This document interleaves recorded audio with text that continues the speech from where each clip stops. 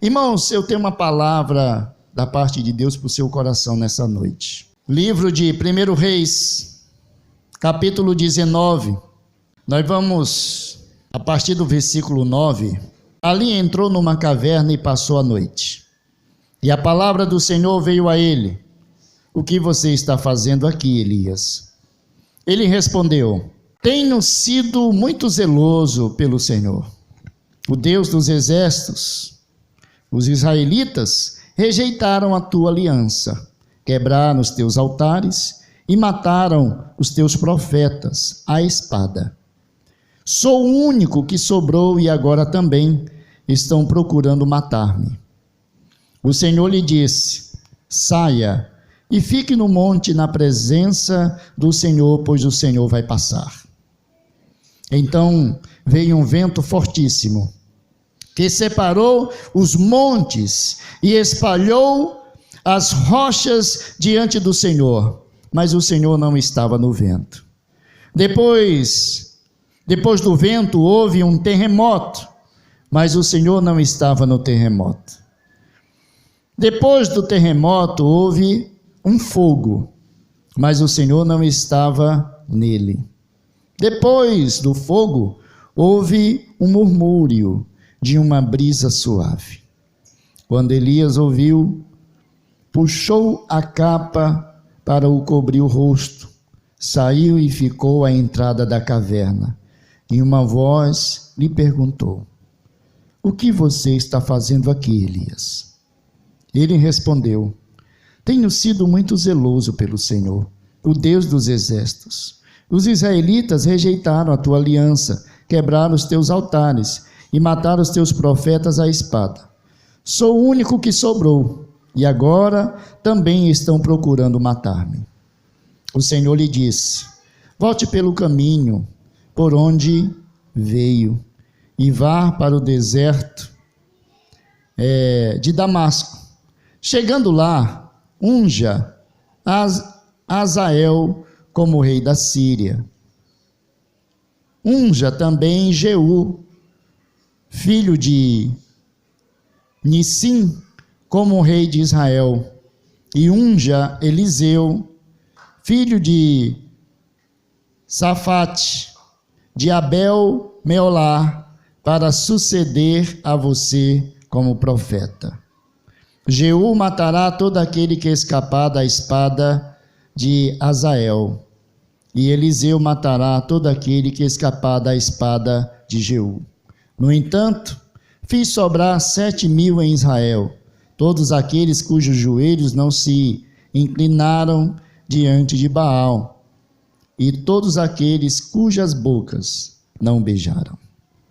Aleluia. Bom, é um texto que, quanto mais você lê e meditar nele, mais você vai aprender nesse texto, né?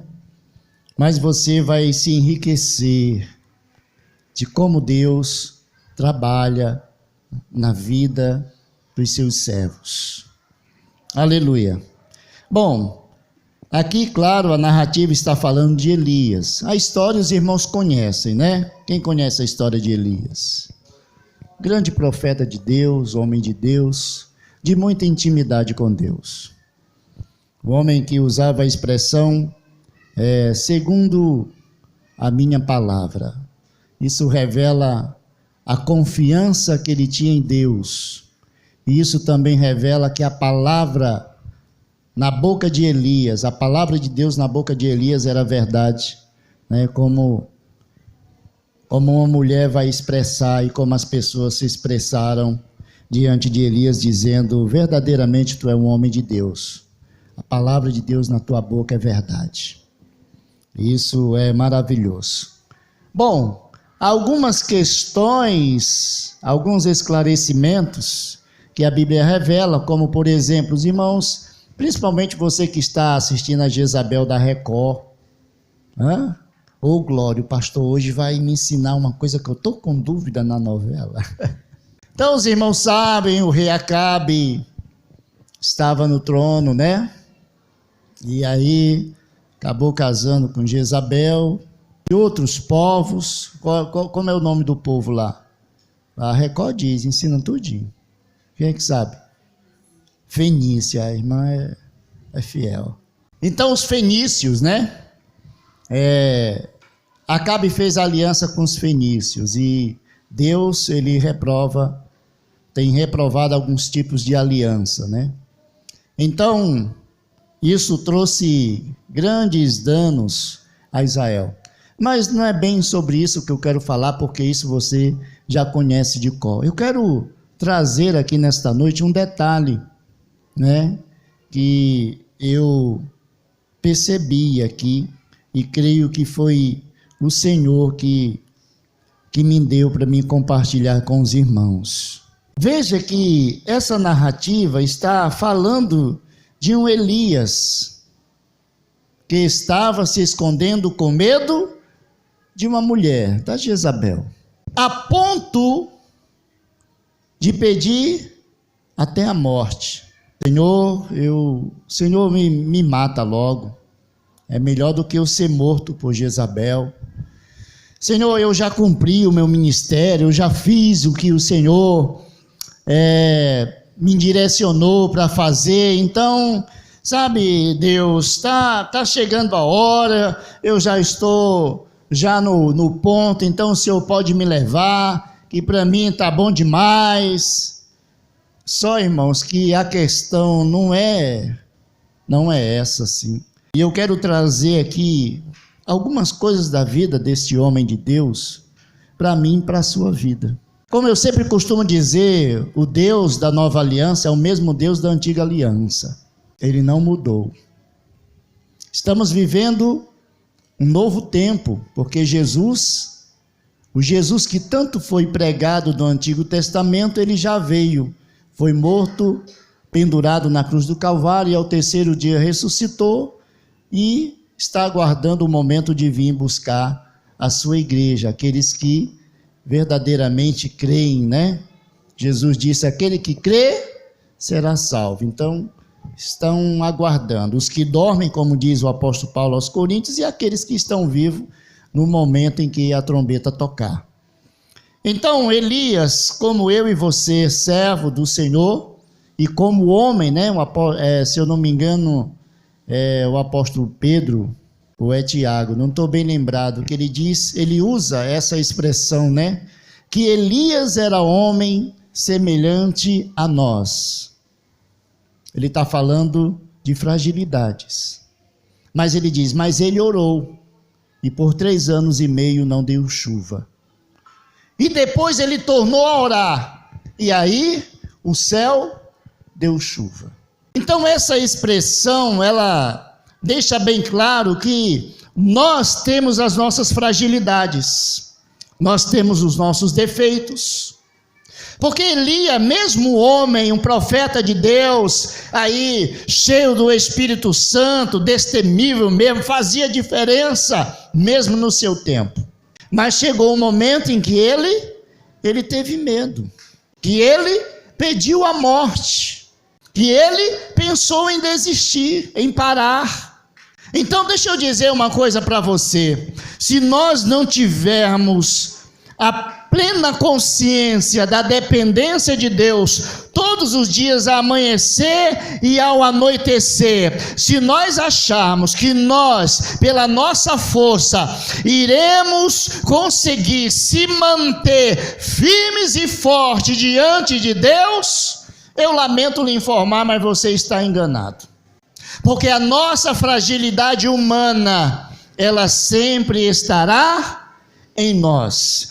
E mesmo, muitas vezes, cheios do Espírito Santo, haverá momento em que nós iremos sermos balançados.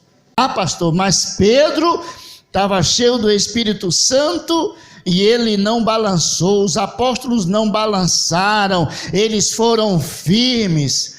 Mas eles foram firmes de que ano até em que ano? Porque antes eles não eram firmes, não. Mas também quando receberam o Espírito Santo fizeram a diferença. Ou não é verdade? Mas mesmo assim ainda teve algumas coisas. Porque nós não somos perfeitos. Nós somos um povo que depende de Deus. Se eu não buscar em Deus poder, eu não tenho poder. Se eu não buscar virtude, eu não vou ter. Se eu não buscar mais do Espírito Santo, também eu não vou ter. Se eu não me colocar diante de Deus, eu não vou ter intimidade com Ele. Se eu não buscar na palavra de Deus, eu também não vou entender e não vou aprender. Então nós somos pessoas que dependemos de Deus. E quando nós achamos que estamos assim, sabe, sendo a última Coca-Cola do deserto, Deus chega, abre a tampa e derrama e diz: quem manda sou eu. Porque muitas vezes nós temos uma segurança tão grande, porque eu quero aqui informar os irmãos que Elias, ele tinha acabado de descer de um monte, o Monte Horebe. Estava lá enfrentando 450 profetas de Baal, fora os outros profetas lá de outros deuses. Enfrentou, fez o holocausto, Deus respondeu com fogo, foi ou não foi? Matou os profetas de Baal e depois estava escondido numa caverna, pedindo para morrer com medo de uma mulher. Mas na verdade não era com medo da mulher. Ele estava com medo da morte. Ele não queria era morrer à espada. Senhor, me mata logo, porque é melhor do que eu morrer do jeito que estão querendo me matar. Analise o texto, raciocine. Então, mesmo diante das nossas fragilidades, deixa eu dizer outra coisa para você, assim acontece na minha e na sua vida. Às vezes nós estamos orando, o fogo do céu está descendo, há um mover sobrenatural, há algo realmente que Deus está fazendo, aí vem uma luta, vem uma prova, algo se levanta, aí o que é que acontece? O crente desanima. Ah, Senhor, me leva logo, tomara que Jesus já venha. Quem já ouviu isso? Ai meu Deus, tomara que Jesus já venha, não vejo a hora de Jesus voltar. Mas não é porque ele está almejando o céu não, ele está querendo se livrar do problema. Não é porque ele almeja a glória, ele só quer se livrar do problema, ele só quer sair da situação. É ou não é? Chega momentos na nossa vida, e esses momentos são exatamente para nos mostrar a dependência de Deus, a dependência que nós temos em Deus. Porque não é porque Elias estava no Monte Carmelo lá, é Carmelo, eu falei antes o que? Horebe foi? Desculpa. Não era porque Elias estava lá no Monte Carmelo e Deus respondeu ele com fogo, e por que depois ele estava correndo se escondendo? O que é que tu está fazendo aí, Elias? Sai daí. Qual é a desculpa dele? A desculpa que muito crente dá. Ah, Senhor, eu sou muito zeloso. Eu te sirvo fielmente, eu faço tudo que o Senhor me manda. Eu tenho cumprido aquilo que o Senhor tem me mandado fazer. Mas o teu povo te abandonaram aí. Quebraram a aliança, mataram os teus profetas, só eu sobrei, estão querendo a minha cabeça. Então, ele diz isso 2 vezes. Parece um gravador, quando Deus pergunta a primeira vez, ele fala isso. Na segunda vez que Deus vem na brisa, que Deus não vem no fogo, nem no terremoto, nem no forte vento, que Deus vem na brisa, ele vai responder a mesma coisa, parece um gravador, ele só repete a mesma resposta que lhe deu antes. E é exatamente na adversidade da vida que muitas vezes nós temos que entender que é ali aonde Deus quer falar conosco, que nós estamos esperando como? Nós estamos esperando um terremoto. Nós estamos esperando o fogo do céu descer. Nós estamos esperando Deus soprar. Deus está falando na adversidade, dizendo: dependa de mim e eu tiro você daí. Dependa de mim e eu vou lhe dar vitória. Quem faz fogo descer sou eu. Não é você que faz fogo descer. Quem desceu o fogo foi eu, não foi você. Isso revela a fragilidade dos nossos sentimentos, das nossas emoções. Nós somos frágeis. Você já analisou Gálatas 5:22? O que é que tem lá no fruto do Espírito? Tudo que combate a nossa fragilidade humana. O fruto do Espírito é amor. Aí vem alegria, paz, longanimidade, benignidade, fidelidade, mansidão, domínio próprio. Tudo que nós precisamos para termos um emocional equilibrado, firme, diante das circunstâncias. Mas deixa eu dizer uma coisa para você. Mesmo com as nossas fragilidades, assim como Elias teve as suas, Deus estava com ele. Deus não gostou do seu comportamento, assim como às vezes a gente se comporta de alguma forma que Deus não gosta. E aí o Espírito Santo chega e diz: por que você agiu assim? O que você está fazendo aqui? Quando nós paramos, nós entendemos a voz de Deus. Muitas vezes perguntando: o que é que você está fazendo aqui? Eu estou aqui porque já fiz tanta coisa. Está na hora de eu parar. Eu estou aqui porque eu estou magoado, que o pastor falou uma coisa que eu não gostei. Aí Deus vai dizer: pois volte de onde você veio. Volte pelo mesmo caminho. Vá. Perdoe, se reconcilia, perdoa, segue o teu caminho que ainda tem muita coisa para fazer. Elias dizendo: Deus pode me matar, porque o que tinha de ser feito eu já fiz. Deus disse: não, volta pelo mesmo caminho, porque tem coisa ainda para você fazer. Você ainda precisa ungir o rei da Síria, o rei de Israel e um sucessor para o seu lugar. Você está precisando sair dessa caverna e fazer aquilo que ainda falta ser feito. Saia. Aí Deus, para dar um ânimo a Elias, Deus trabalha de uma forma muito maravilhosa. Sai daí, Elias, tu não está sozinho não, rapaz. Tem 7.000 que eu preservei lá, não se dobraram os joelhos, eles não beijaram, não adoraram Baal, tem 7.000 lá. Mas quando eu olho para esse texto, eu chego a uma conclusão, de que Deus diz assim: Elias, tem 7.000 que eu preservei, que está guardado, estão escondidos, eles não se dobraram diante de Baal. Deixa eu dizer uma coisa para você, muitas vezes tem 7.000 guardados, mas Deus quer usar você.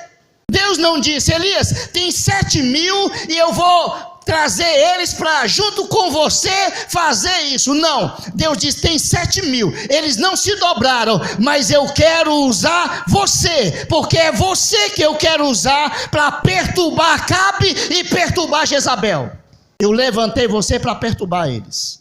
Os 7.000 estão lá, aí é assunto à parte, mas você não está só. Deus fala dos 7.000 apenas para que ele viesse entender quem é Deus. Ele achava que estava só? Ele não estava só. Elias precisava entender que Deus tem os seus 7.000, os seus 70.000, os seus milhões. Mas se ele me chamou nesse tempo, é comigo que ele vai contar. Se ele me chamou para uma obra, é comigo que ele conta, mas também é comigo que ele vai puxar a orelha se eu não fizer. Mas tem 7.000, 7.000 tem, mas eu não quero usar os 7.000 agora, eu só guardei, eu quero usar você, é você que vai continuar perturbando Acabe e mostrando para Israel que eu sou Deus em Israel. É você, Elias, levante, vá ungir, unja o rei da Síria, o rei de Israel, e unja um sucessor para dar continuidade quando eu transladar você, porque você vai vir morar comigo, mas até o tempo em que isso não acontecer, faça aquilo que tem que fazer. Então, não espere pelos 7.000, porque eles só foram conservados. Quem tem que profetizar, quem tem que fazer a diferença, sou eu e sou você. Sou eu e é você. Mas tem Tem a irmã Cauellen. A irmã Cauellen é a irmã Cauellen. Você é você. Faça a sua parte. Ah, mas tem muita gente já lá na igreja. Não, não tem muita gente não. Faça a sua parte. Faça a sua parte. O que Deus tem chamado você para fazer? E aí? O que é que vai ser necessário Deus fazer? Para entendermos que nós temos tarefas, responsabilidades e trabalhos. E não importa se tem uma multidão lá fora, é com Deus. Os 7.000 foi Deus quem preservou. Então, os 7.000 estão lá. Mas quem estava fazendo a diferença era Elias. Faça a diferença, independente de ter uma grande multidão. Ah, no Brasil nós temos para mais de 4 milhões de evangélicos. Não importa se tem 4 milhões, 5, 10, 20, 30, 40. Deus quer você. Não importa quantas igrejas tem no Vicente Pison. Se Deus levantou a remanescente para fazer a diferença, nós temos que fazer a diferença naquilo que Deus quer que nós venhamos fazer. Não importa quantas tem, não importa se tem 7.000, Deus chamou você. Deus chamou a mim, Deus chamou você para fazer aquilo que você e eu temos que fazer. Aleluia! Porque nesse tempo era um profeta. Hoje o Espírito foi derramado. É ou não é? A promessa de Joel, derramarei do meu Espírito, foi derramado. Agora não é mais um profeta, agora é o Espírito que estava sobre os profetas, que tem levantado uma geração para profetizar e declarar as verdades do Senhor sobre esta terra. Dentro do lar, na rua onde mora, onde tiver oportunidade, se for no ônibus, aonde estiver. Aleluia. Que Deus chamou, para que Deus, melhor dizendo, chamou você. Deixa os 7.000. Isso é particularidade de Deus. Isso era só para Elias entender que ele não estava só. Mas Deus estava dizendo: Elias, o que eu tenho com você é com você. O que eu tenho com você é com você. Levante, sai daí, volte. Vá lá para onde você veio. E aí você vai fazer tudo isso que eu estou lhe mandando. E você vai dar continuidade àquilo que eu quero que você faça. Até um dia em que eu decidir e trazer você para cá. Transladar você, tirar você. Coloque já um sucessor. O nome dele é Eliseu. Ele vai substituir você quando eu tomar você. Ele vai dar continuidade àquilo que eu tenho colocado diante de você. Então, amada igreja do Senhor, a celebração, ela está vindo aí. Não fique dentro de uma caverna esperando pelos 7.000, ou achando que você está só. Faça a sua parte. Aleluia, se coloque diante de Deus com muita humildade, com muita gratidão no seu coração, e entenda que Deus chamou você nesse tempo para fazer a grande diferença. Eu sempre digo isso. As pessoas leem a Bíblia e dizem: nossa, eu queria ser como Elias. Eu queria ser como Eliseu, eu queria ser como Moisés, eu queria ser como Jó, ter a fé de Jó. Só não quer passar a prova de Jó, mas quer ter a fé de Jó. Vamos lá. Eu quero ser Pedro, eu queria ser como Paulo, eu queria ser como Estevão, eu queria ser. Não, Deus não chamou você para você querer ser. Deus chamou você para você ser aquele a quem Ele quer que você seja. Esses que estão aqui é para nos ensinar de assim como Deus foi com eles, Deus é conosco, e assim como Deus os usou, Deus também está pronto para usar a mim e usar você com poder e autoridade do alto. É por isso que eles estão aqui, é para mostrar que Deus é Deus e que Deus usa o homem, e que Ele pega o homem, levanta e coloca o homem aonde o homem verdadeiramente se deixa ser colocado. Aleluia. Seja quem Deus quer que você seja.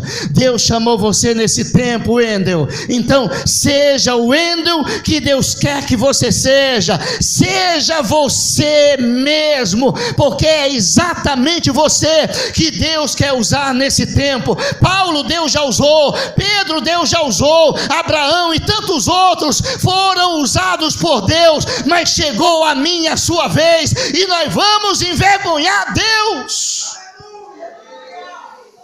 Não, nós não vamos envergonhar Deus, porque o maior é o que está em nós do que o que está aí fora. Entenda que Deus chamou você para viver em novidade de vida, não uma vida oprimida, não uma vida fracassada, derrotada, perturbada, não. Nós estamos em Cristo, gente. Somos igreja do Senhor. Aleluia. Passamos por luta, passamos, temos dificuldade, passamos, mas e daí? Em Cristo nós somos mais do que vencedores, diz a sua palavra. Diante de todas essas coisas, somos mais do que vencedores, porque Deus nos chamou nesse tempo. Não precisa Deus ir buscar Abraão dos mortos, precisa? Não, Ele tem a mim, Ele tem a você. Não precisa Deus ressuscitar Estevão. Não, Ele chamou eu e você para fazer aquilo que Estevão fazia.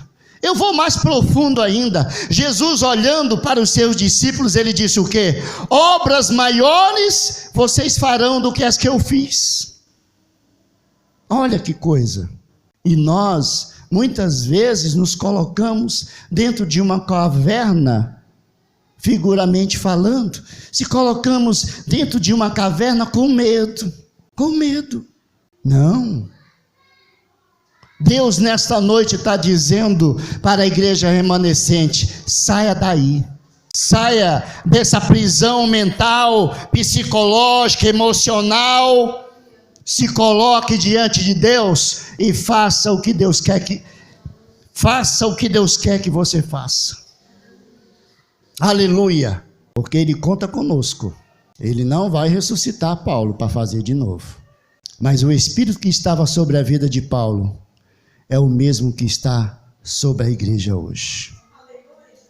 Disposto a levantar homens e mulheres, jovens e crianças, enchê-las e com muita ousadia, intrepidez, fazer a obra do Senhor. Se testemunha e ter uma vida em Cristo. Aleluia. Ter uma vida em Cristo é viver intensamente e viver cada dia para Deus, e tudo que nós fazemos é para a glória de Deus. Aleluia. É para a glória de Deus. Na minha vida eu tive poucos empregos, até Deus me chamar, me separar para o pastoreio. E que eu me lembre, o meu primeiro emprego, eu deixei de trabalhar nessa empresa porque ela não tinha mais contrato. Mas os outros, eu pedi para sair. E todos que eu pedi para sair, os meus patrões ficaram chorando, dizendo: não saia, você vai quebrar as minhas pernas aqui. Mas eu tenho que ir. Eu tenho que sair, não está dando para mim. Isso, irmão, glorifica e exalta o nome do Senhor. Aleluia. A última empresa que eu trabalhei, a mulher disse: eu vou começar a demitir esse povo e vou contratar evangélico. Eu vou ter menos trabalho, porque são pessoas que não fumam, não bebem, não saem para farriar, Então não falta trabalho por qualquer coisa, são pessoas responsáveis. Eu disse para ela, cuidado, tem uns que só tem rótulo, né? Mas vai trabalhando aí, vai arriscando aí. E realmente ela mudou, irmão. Quando eu saí, a empresa já estava em 60% eram evangélicos. Ela tinha 3 supervisores, ela só tinha um. E mesmo assim ele não fazia mais nem ronda em condomínio, porque não precisava, ela não recebia reclamação de condomínio. Porque os funcionários eram ótimos funcionários, não dava trabalho. Os síndicos, as pessoas gostavam deles, eram pessoas crentes, respeitáveis, responsáveis. E isso chamou a atenção dela. E ela começou a mudar. Eu não sei como é que está hoje. Mas ela foi mudando. Porque ela percebeu isso. Então, Deus nos chamou nesse tempo. Para nós, eu e você, vivermos o que Ele preparou para mim e você nesse tempo. É isso que Deus quer, que eu e você venha viver o que Ele preparou para mim e para você nesse tempo. Porque se fosse para mim ou você viver no tempo de Elias, nós tínhamos nascido lá. Mas Deus, Ele não se engana e Ele não erra. Se nós nascemos nesse tempo, é porque Deus sabe que esse é o tempo que eu e você temos para fazer aquilo que Ele quer que nós venhamos fazer. Amém? Glória a Deus. Aleluia. Hoje não deu relatório, né? Oh, glória a Deus. Que maravilha, Jesus. Vamos ouvir o relatório com a irmã Thalita. Em seguida... Não, irmã Thalita, com licença. Deixa eu encerrar, tá bom? Deixa eu encerrar aqui com uma oração essa palavra. Fique de pé, por favor.